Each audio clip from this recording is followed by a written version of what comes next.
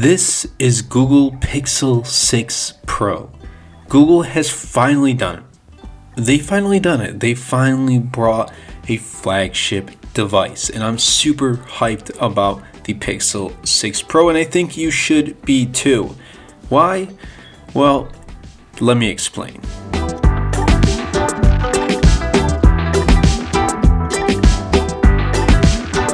The most noticeable change that comes with Pixel 6 Pro is this clean and striking design. If you see this out in the wild, you know it's a Pixel. Google has decided to give the 6 Pro a dual tone finish with an original camera bar that I actually have come to appreciate. The build of the 6 Pro is premium. It's built out of Gorilla Glass Victus both on the front and back. It also supports both wireless and reverse wireless charging, and reverse wireless charging has become super useful in my case. The 6 Pro also has dual speakers, but it hasn't been the best. I mean, they're good, they're just not the greatest. I have noticed that it doesn't get as loud as I would have hoped it would. Nonetheless, it still gets the job done. Now when we come to the front of the phone, which is obviously also the part of the phone we use the most, you're going to notice that beautiful display.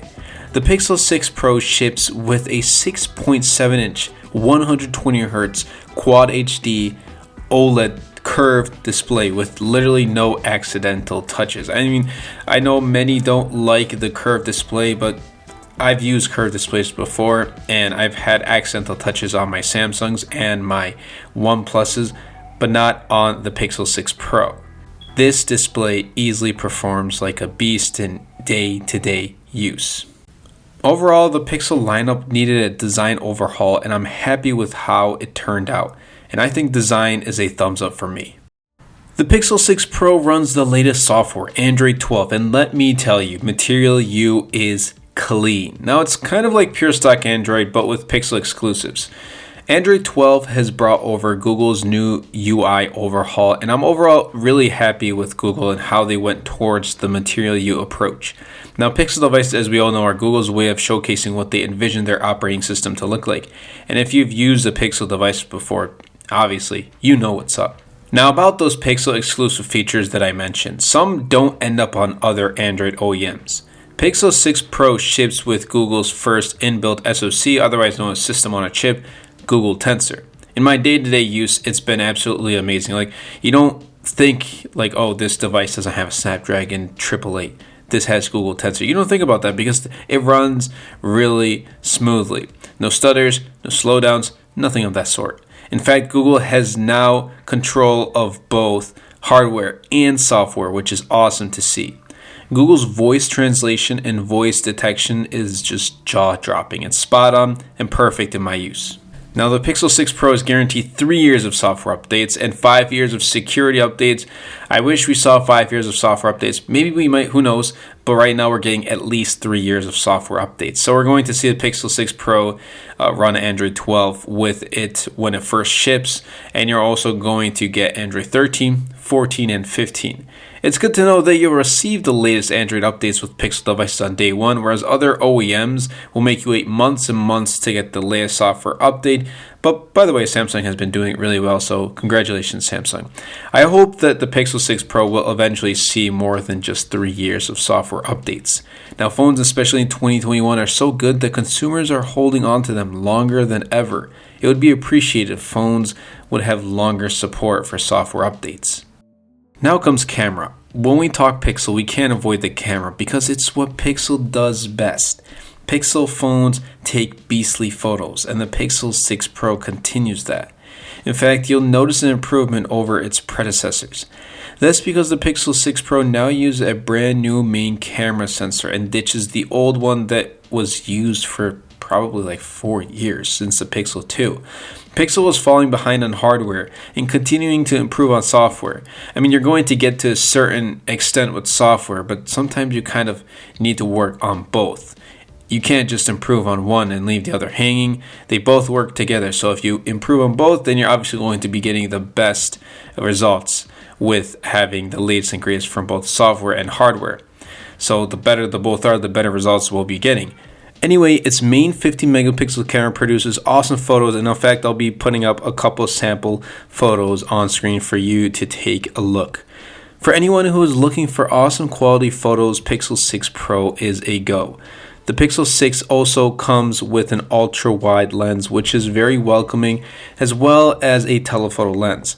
Now, having all three lenses is definitely a welcoming change from its predecessors, because, with the Pixel 4, we had a telephoto lens as its second lens, but we didn't have ultra-wide. With Pixel 5, we had ultra-wide, but we didn't have telephoto, so it was kind of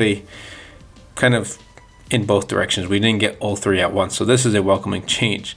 And we're also getting a good change from video, because it's a huge step up from last year, and I think Google Tensor is also working at it to produce better quality videos. Some other features that I've personally enjoyed with the Pixel 6 Pro are Magic Eraser and Long Exposure. Now, Magic Eraser, available in the editing tools in the Photos app, will automatically select people and objects to remove, which you can do with a tap.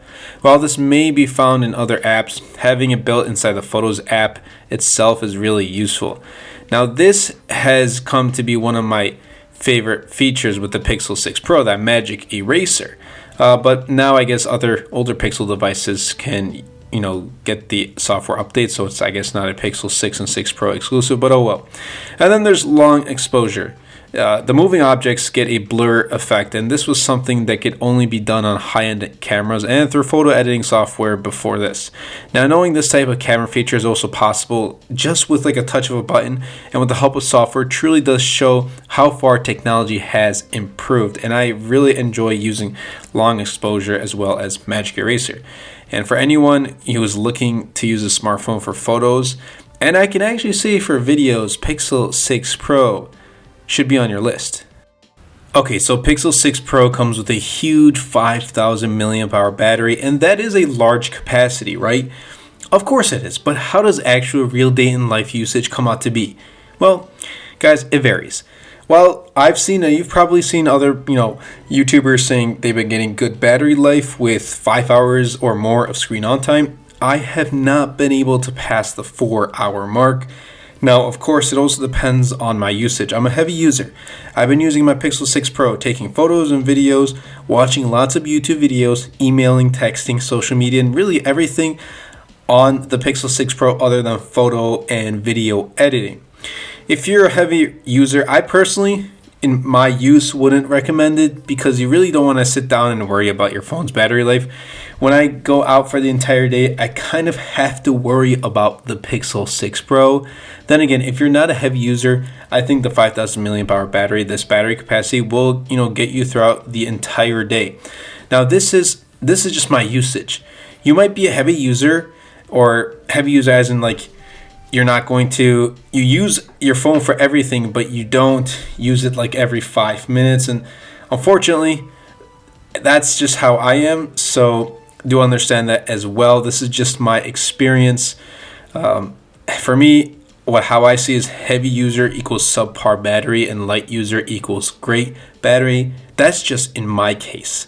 Other people might say, hey, I'm a heavy user. I use my phone for everything, but I don't use it for like 10 hours of the entire day. I might use it for 8 hours, but when I use it, I actually use it. And then there's light users who say, hey, I barely use my phone. Then you're obviously going to be getting great battery, but this has just been my experience. Now, I hope maybe some software updates will maybe make the battery better, or Pixel hopefully will continue to learn how I use the device. But so far, I've been using this for more than a month, and it's just been not so great. Now let's talk about probably one of the best things about the Pixel 6 Pro and the Pixel 6, the Pixel 6 series, is pricing.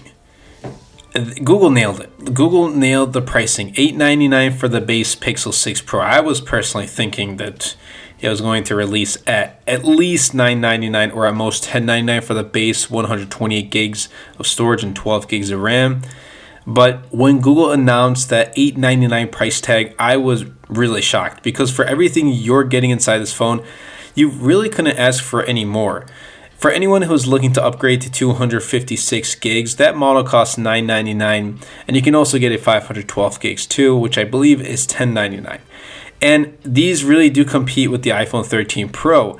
So the $899 versus $1099 with the iPhone 13 Pro. It's $100 of a discount. If you went for 256 gigs, they cost the same price. If you went for like a Galaxy S21 Ultra, which is its competitor, that's like what, $1199. The OnePlus 9 Pro is $1069 in the US. So their competitors are asking for more than what the Pixel 6 Pro is asking for. And the Pixel 6 Pro offers nearly the same specs, identical specs if you want to look at it that way. But I think it just offers a better experience in my use. Now, price is an important factor for many and sometimes a determining factor when picking up a smartphone. And I'm not saying $899 is cheap by any means. But when you compare it to its competitors, it's quite a package. So the question comes down to Pixel 6 Pro. Is it worth the buy? And when I ask this question, I ask it to myself too. If I wasn't reviewing tech and I wasn't checking out the latest and greatest, is this worth the buy for me? Would I pick up the Pixel 6 Pro? And the answer is, it depends. With everything you're getting from an awesome design, superb display, stellar performance, top-notch camera, and competitive, and in most cases, affordable price when compared to other flagships, I'm not saying $899 is cheap, I truly believe you can't go wrong with the Pixel 6 Pro. However, for $300 less, you can pick up the Pixel 6, which offers nearly the same experience. Does a slightly larger display with better screen resolution, telephoto lens, and a larger battery justify the price gap? If you ask me, no. And is it worth forgetting the Pixel 6 and going with the Pixel 6 Pro? No, not in my opinion. Nonetheless, I am real happy with the Pixel 6 Pro. And if this was the only, Pixel 6 that came out, there wasn't an original Pixel 6, this was it. Then I would say I wouldn't say it depends. I would say yes, this is definitely worth it because you don't have the Pixel 6 to compare it to. But I'm really happy with this, and I'll be using this as my main device for the remainder of 2021 and next year until whatever devices I probably end up reviewing next. But I'm always going to end up coming back to the Pixel 6 Pro. Now, the Pixel 6 series is Google's smartest smartphones, and their most helpful ones too. If you're comparing the Pixel 6 Pro with the flagship competition, then yes, Pixel 6 Pro is a contender, and it's definitely worth it. Anyway, everybody, I hope you guys did enjoy this video. If you did, be sure to superman that like button, comment down below, because with the more interactions we get on this video, not only helps the video and the channel, but also pushes the video out to more viewers. And best of all, superman that subscribe button. Until next time, everybody, and until next video, this is MTG.